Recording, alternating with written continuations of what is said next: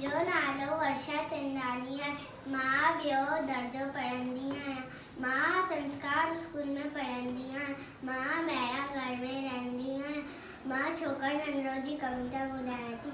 छोकर नंढड़ो निकितो घर खां तकिड़ो तकिड़ो, हथ सरस में छटी प्यारी, टिक टिक टिक टिक टिक।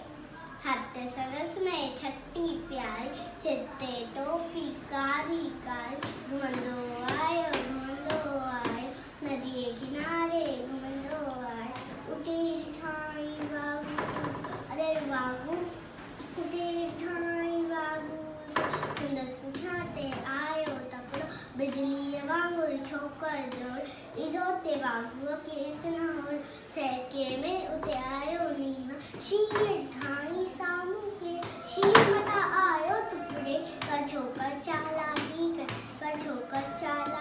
कर, हिकदम लेटी पियो धरतीअ ते, मथां कराई उते छटीअ, शींहं छटीअ ते मथां टुकी पियो, वञी वागूअ जे वात में सो पियो।